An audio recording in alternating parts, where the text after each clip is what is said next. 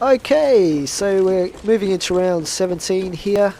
Just heading back to my starting area. I like to start at the top of the water slide if possible. And that allows the zombies to spawn into the map a little bit. And then I can start getting them to chase behind me into a sort of a zombie train. I would have paid for this!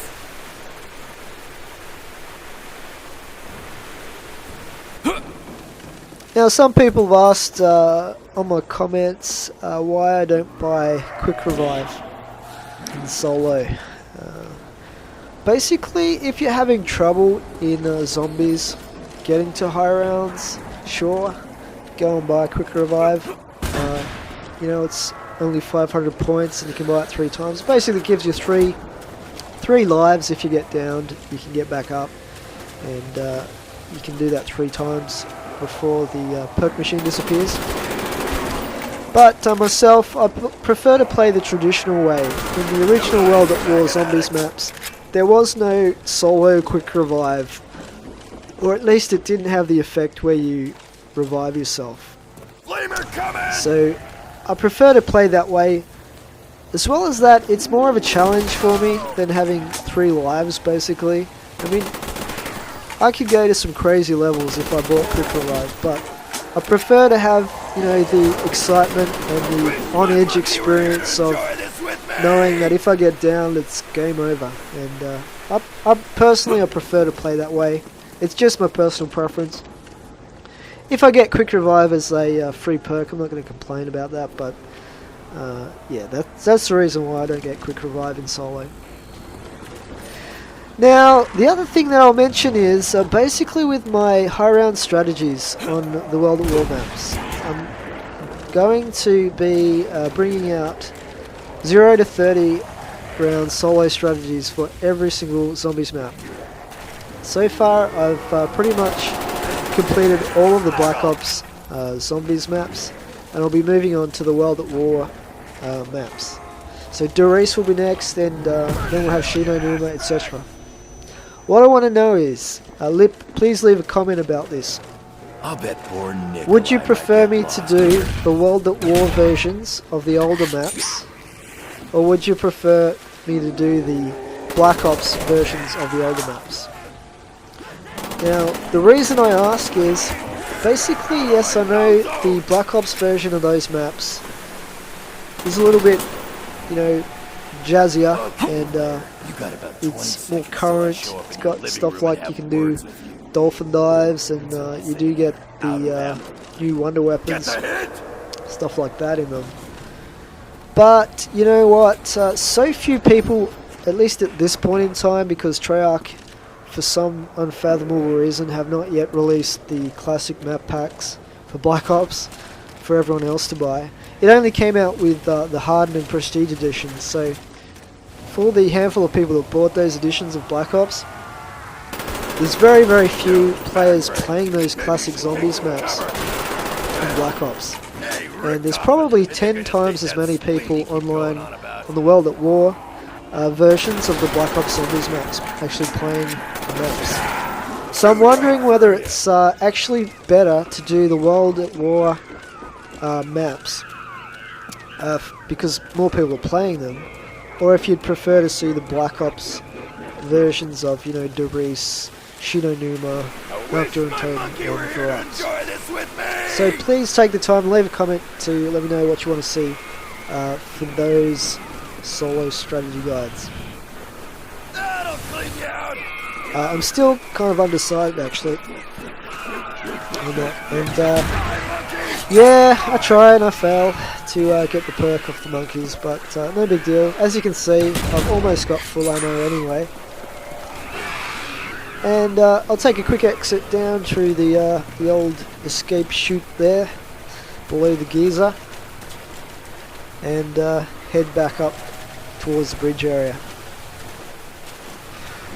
Now, obviously, when you're using a particular strategy to get to the high rounds in any zombies map, it is going to get pretty repetitive, usually, if you're playing it safe at least. I mean, if you're just playing for fun, and often do this, you can just go crazy and just run around and just basically use your reaction skills to to survive. That's a pretty fun way of playing, but if you're trying to get to high rounds, you want to play it safe and you want to stick to the same strategy the whole way through, so that you're not stuck with indecision at any point, because indecision will get you killed pretty quickly.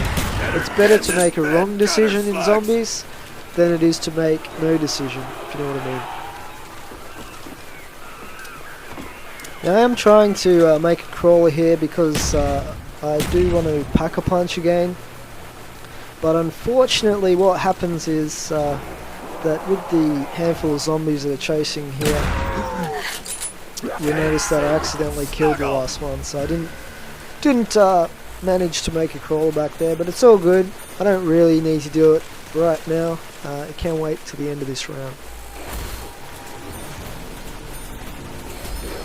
So moving on to round 18, and it's still relatively easy to kill zombies with the AK, especially when I've got Deadshot equipped.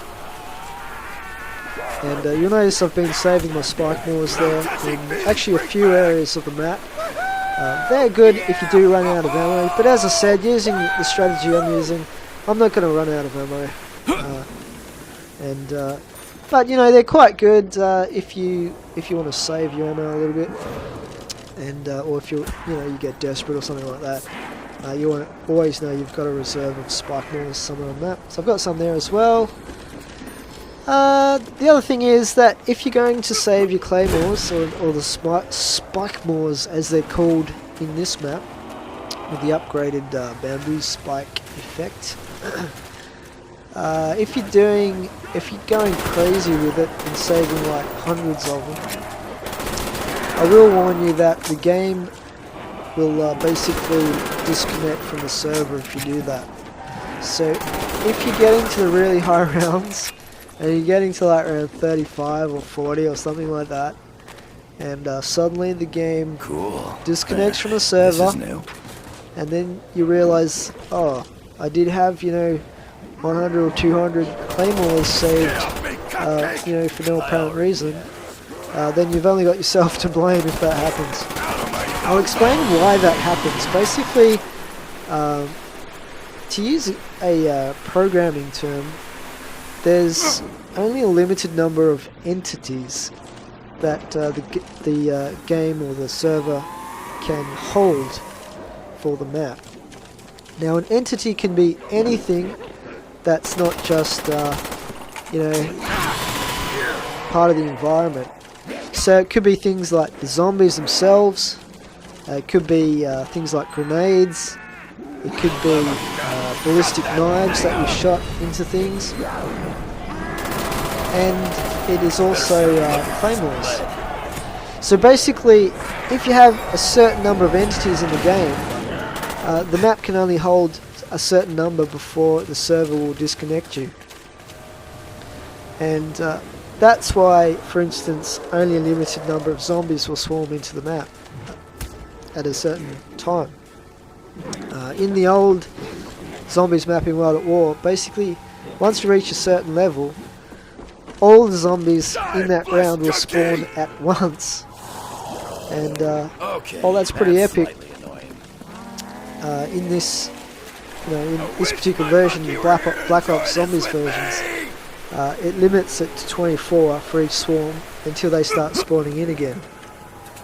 So that way you're not going to, hopefully, not going to have a problem with the map running out of free entities. So yeah, basically, if you're going to save claymores, that's fine, but just don't save too many of them, or you might get to a high round and then get disconnected simply because you've got too many claymores somewhere in the map. Friends and I were laughing actually because we were watching this video on YouTube, this American dude, and he was going, "Oh, what the hell is this annoying error? I'm disconnected from the server or something, and I can't understand what happened." And then he goes, "Oh, by the way, check out my huge horde of claymores here on the stage in Kino. Isn't it epic?" And he didn't put two and two together and work out that the claymores were the reason that he actually disconnected from the game. So anyway, I hope the poor dude worked it out in the end, but there's nothing more frustrating than spending, 4, 5, 6 hours getting to a really high round, and then someone, the host timing out or disconnecting or getting booted from the server. Speaking of frustrating things in this game, I noticed the other day the leaderboards have screwed up again for zombies. Basically, Call of the Dead is showing me as high round of 12, which is obviously way out. And it's really annoying and frustrating for zombie players when they get to the higher rounds. And as I said, some players might have spent 4 or 5 hours, some much more than that, to get high rankings in the zombie leaderboards, only for the next patch to the game to come out and basically demote them to whatever low round. And the same thing happened for me once on 5 before they fixed it, and that the whole team I was with got to a high round. The other 3 players were saved correctly in the leaderboards, but my ranking was still the one I had previously. And that's super frustrating. I really, Treyarch or Activision or whoever the hell look after that sort of thing, they really need to fix that sort of problem from occurring, because if you spend that amount of time, you really do want to be ranked properly in the leaderboards. And sure, get rid of those players that are glitching and whatnot, like the idiots that got to round 99 in the first couple of hours of the map pack coming out by basically hacking it. But at least make sure that the legit players are saved properly in the leaderboards.